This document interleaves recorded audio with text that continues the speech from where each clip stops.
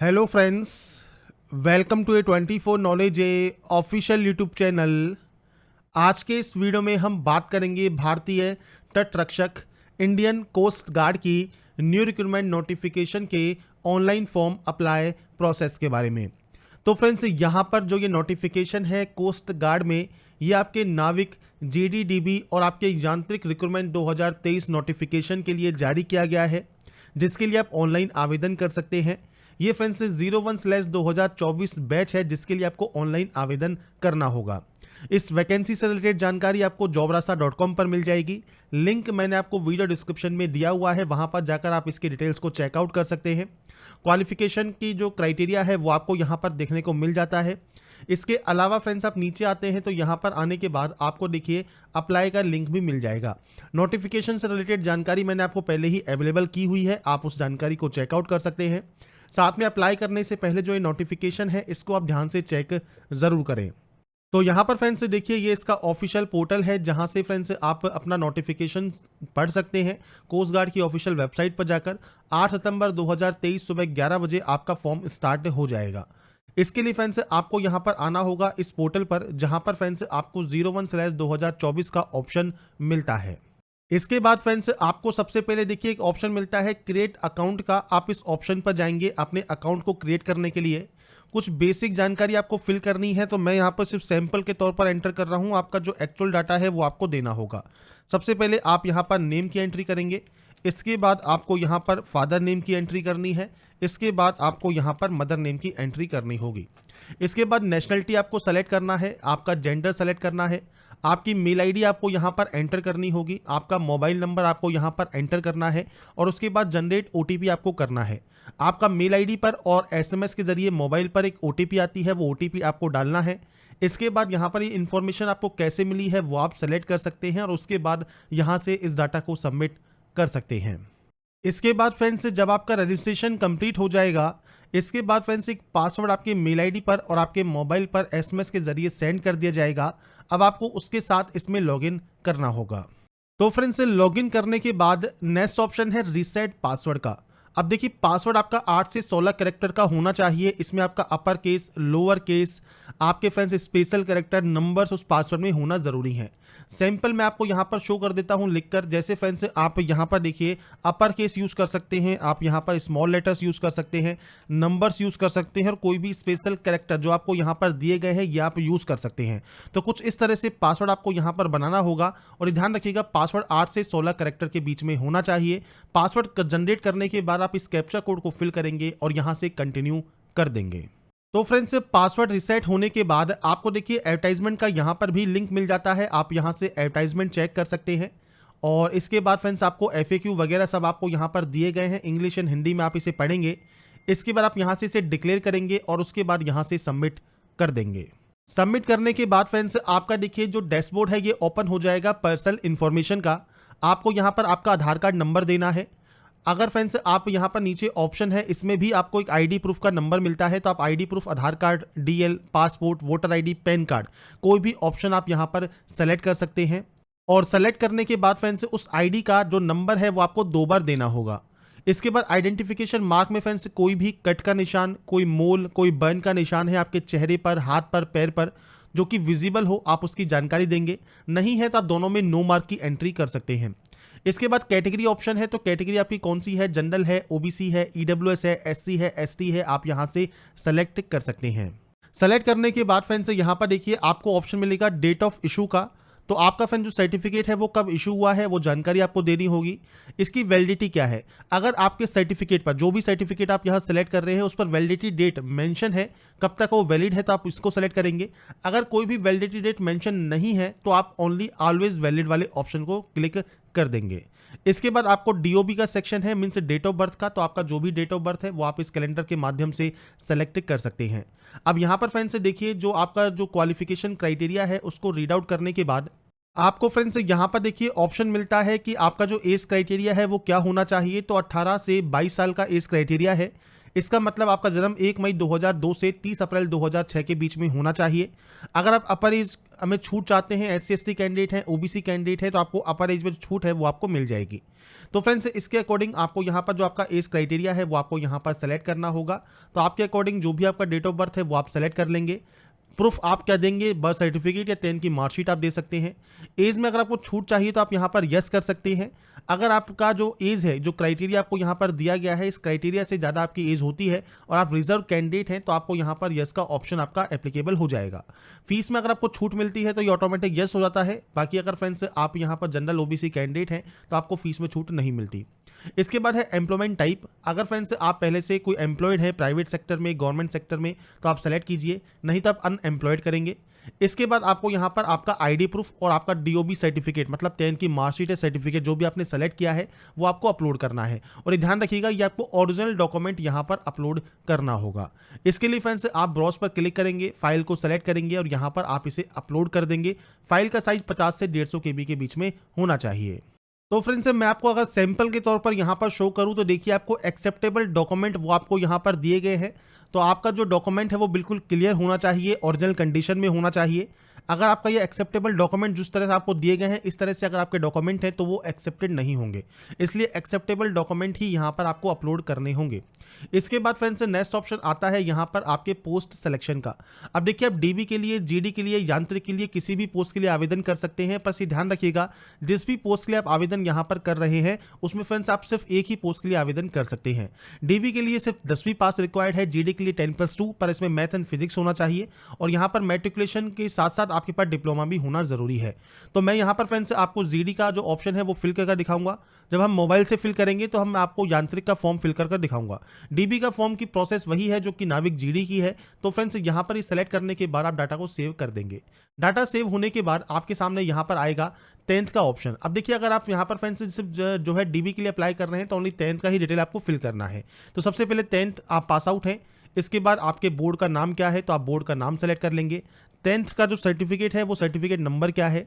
इसके बाद percentage system है तो परसेंटेज सेलेक्ट कीजिए और अगर आपका CGP सिस्टम है तो आप CGP सेलेक्ट करेंगे तो यहाँ पर CGP का ऑप्शन आ जाएगा। तो ये आपके ऊपर डिपेंड करता है आपका किस तरह का सिस्टम है। आपका ईयर ऑफ पासिंग क्या है, मतलब आपने इसको कब पास किया है, आप उसकी जानकारी यहाँ पर प्रोवाइड करेंगे। इसके अलावा अगर आपके पास कोई एडिशनल मार्कशीट है 10वीं की तो आप यस कर सकते हैं, नहीं है तो आप सिंपली नो कर देंगे। मतलब आपके पास सिर्फ एक ही मार्कशीट है तो ठीक है। अगर आपने मल्टीपल बार आपने मान लिया एग्जाम दिया है या आपने सप्लीमेंट्री में इसको पास किया है तो आपके पास एक से ज़्यादा मार्कशीट है तो आप यहाँ पर जो है यस कर सकते हैं। हाउ मेनी सब्जेक्ट आपकी जो है 10th में रही है तो आपकी मार्कशीट में जितनी सब्जेक्ट लिखी है वो आपको एंटर करना है। इसके बाद आपको ऐड सब्जेक्ट पर जाना है और यहाँ पर सबसे पहले आपको आपकी जो सब्जेक्ट हैं उनकी आपको एंट्री करनी होगी। जैसे ही आप टाइप करेंगे आपको सब्जेक्ट का नाम आ जाएगा। यहाँ पर आपको देना है ऑप्टेन मार्क्स, मतलब कितने नंबर्स आपने गेन किए, कितने में से गेन किए ये आपको देना है और उसके बाद आपको ऐड सब्जेक्ट कर देना है। इस तरह से फ्रेंड्स आप मान लीजिए कोई और सब्जेक्ट यहाँ पर सेलेक्ट करना चाहते हैं तो वो आपको सेलेक्ट करना है। आपको यहाँ पर उसके नंबरों की एंट्री करनी है और आप इस तरह से आपकी जितनी भी सब्जेक्ट रही हैं आप फ्रेंड्स यहाँ पर उनकी जो एंट्री है वो कर सकते हैं। तो यहाँ पर फ्रेंड्स देखिए सब्जेक्ट्स की एंट्री करने के बाद आपको फ्रेंड्स यहाँ पर डाटा का ऑप्शन मिलेगा सेव का, आप यहाँ से डाटा को सेव कर देंगे। तो फ्रेंड्स जब आपकी 10th की डाटा सेव हो जाती है इसके बाद आप आएंगे 12th डिटेल पर। इसके बाद सेम आप 12th पास आउट है या नहीं है, आपके फ्रेंड्स यहाँ पर बोर्ड का नाम क्या है, आपके फ्रेंड्स सर्टिफिकेट का नंबर क्या है, सेम परसेंटेज सिस्टम है, क्या आपका सिस्टम आपका रहा है पास आउट का। इसके बाद आपका जो है फ्रेंड्स ईयर ऑफ पासिंग क्या है, एडिशनल मार्कशीट आपके पास है या नहीं है, कितने नंबर ऑफ पोस्ट क्लास आपने सब्जेक्ट आपने यहाँ पढ़ी है वो आपको देना है। यहाँ पर आपको फ्रेंड्स आपके फिजिक्स और मैथमेटिक्स के जो नंबर्स हैं आपको उनकी जो एंट्री है वो यहाँ पर करनी होगी। तो ये फ्रेंड्स आपको यहाँ पर आपके अकॉर्डिंग डाटा को यहाँ पर एंटर करना है। ये फ्रेंड्स फिजिक्स एंड मैथमेटिक्स आपका जरूरी रहता है। अगर आप कोई ऐड सब्जेक्ट यहाँ पर करना चाहते हैं तो आप यहाँ पर इस तरह से आपके जो सब्जेक्ट्स हैं उनकी फ्रेंड्स यहाँ पर आप एंट्री कर सकते हैं, मतलब कितने नंबर्स आपने यहाँ पर गेन किए हैं। तो आपको फ्रेंड्स आपकी जितनी सब्जेक्ट रही हैं आपकी मार्कशीट में उसके अकॉर्डिंग ही आपको यहाँ पर आपके नंबर्स की एंट्री करनी होगी। नंबर्स की एंट्री करने के बाद आप डाटा को सेव कर देंगे। इसके बाद फ्रेंड्स नेक्स्ट ऑप्शन आएगा आपकी कम्युनिकेशन डिटेल्स का। पहला ऑप्शन है परमानेंट का। तो फ्रेंड्स आपका पूरा एड्रेस, जो भी आपका एड्रेस है वो आप यहाँ पर लिख सकते हैं और यहाँ पर आपको फ्रेंड्स ये जो सेक्शन है ये सिर्फ आपके एड्रेस का है, तो आपको आपका एड्रेस देना है। स्टेट या यूटी कौन सा है, डिस्ट्रिक्ट कौन सा है, कोई सब डिस्ट्रिक्ट है तो आप उसको सेलेक्ट कर सकते हैं, पिन कोड क्या है और आपका पोस्ट ऑफिस क्या है, ये जानकारी आपको यहाँ पर मेंशन करनी है। अगर आपका प्रेजेंट और आपका करंट एड्रेस सेम है तो आप सेम एज पर क्लिक कीजिए, अलग अलग है तो आप अलग अलग एंट्री करेंगे और उसके बाद यहाँ से डाटा को सेव कर देंगे। सेव करने से पहले डोमेंशियल स्टेट का ऑप्शन भी है, तो डोमेंशियल स्टेट आप सेलेक्ट कीजिए और उसके बाद ही यहाँ से आप इसे सेव करेंगे। सेव करने के बाद नेक्स्ट ऑप्शन है एडिशनल डिटेल का। अब यहाँ पर देखिए आपको कभी आप डिस्चार्ज हैं, अगर आप इंडियन आर्मी, नेवी या इंडियन एयरफोर्स से, तो आप यहाँ पर यस या नो कर सकते हैं। इसके अलावा क्रिमिनल प्रोसीडिंग का आपका यहाँ पर ऑप्शन है, तो आपका जो भी ऑप्शन एप्लीकेबल है वो आप यहाँ पर बताएंगे। कन्विक्टेड है by the court of India, तो आप यहाँ पर यस या नो कर सकते हैं। आपको एग्जाम देने से मना किया गया है, नहीं किया गया है, वो आपको जानकारी देनी है और उसके बाद ही आपको यहाँ से इस डाटा को सबमिट करना है। डाटा सबमिट होने के बाद अब आपके सामने आता है photograph upload, signature upload, left thumb impression upload.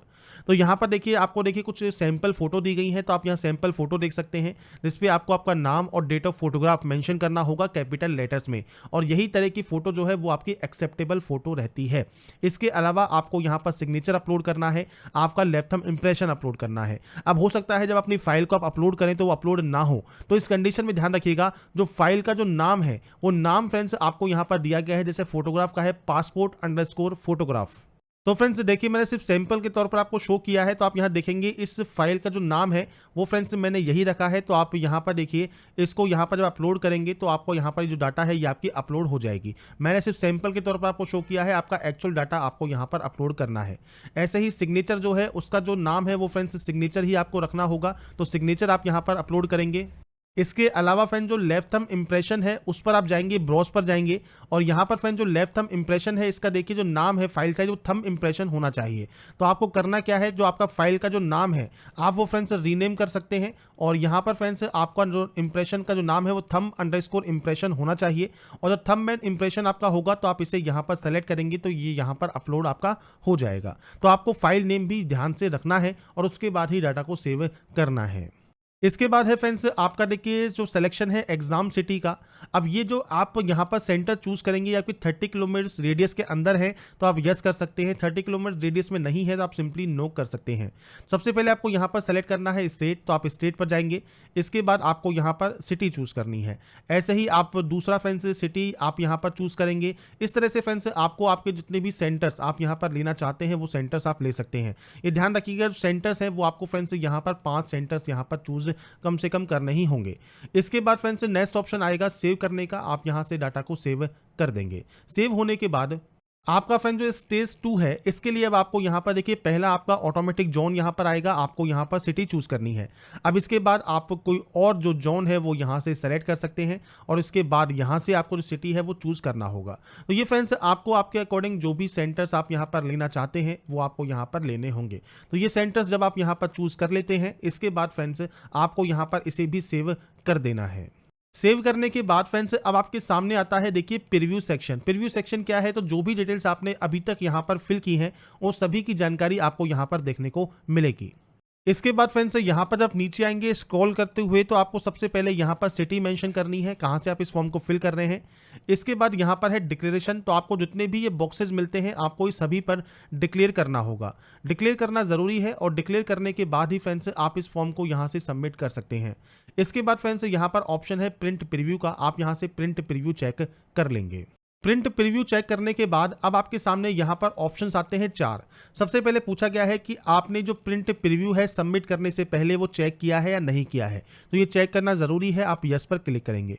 इसके बाद पूछा गया है do you want to edit the application, क्या आप एडिट करना चाहते हैं एप्लीकेशन फॉर्म को या फिर अपलोड करना चाहते हैं डॉक्यूमेंट्स को। यदि आपकी डिटेल्स जो है वो आपके एप्लीकेशन फॉर्म में गलत आपने फिल की है, डॉक्यूमेंट्स में गलत आपने अपलोड कर दिया है, तो ये फ्रेंड्स आपसे पूछता है अगर आप एडिट करना चाहते हैं तो यस कर सकते हैं, नहीं तो आप इसमें नो करेंगे।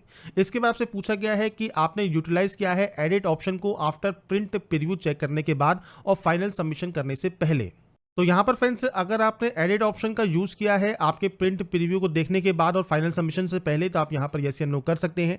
आपसे पूछता है कि आप अपने जो फॉर्म है उसको फाइनली यहाँ पर सबमिट करना चाहते हैं तो आप यहाँ पर यस कर सकते हैं। इसके बाद फ्रेंड्स यहाँ पर देखिए ऑप्शन आपको मिलता है सेव का, आप यहाँ से इस ऑप्शन को यूज़ करेंगे।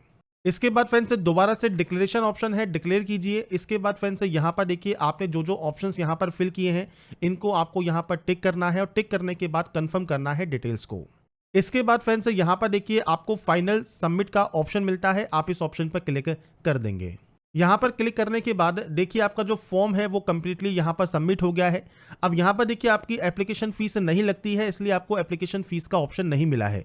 अगर आपकी एप्लीकेशन फीस लगती होती तो आप किसी भी बैंक की credit card, debit card, net banking से आपके फ्रेंड जो एप्लीकेशन फॉर्म है उसको फ्रेंड्स यहाँ पर जो पेमेंट है वो आप कर सकते थे।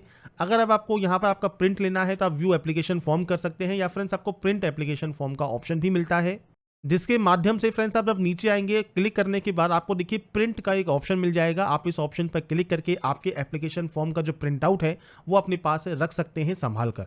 तो यहाँ पर मैंने आपको फुल प्रोसेस बता दी है कैसे आप कोस्ट गार्ड 01/2024 बैच जो कि नाविक जीडी डीबीएन यांत्रिक पोस्ट का है इसका ऑनलाइन फॉर्म अप्लाई कर सकते हैं। अगर आपको हमारा ये अपडेट पसंद आया है तो लाइक सब्सक्राइब शेयर जरूर कीजिए। बाकी की जानकारी के लिए ऐसे ही बने रहिए हमारे साथ, देखते रहिए हमारा YouTube channel. Thanks for watching.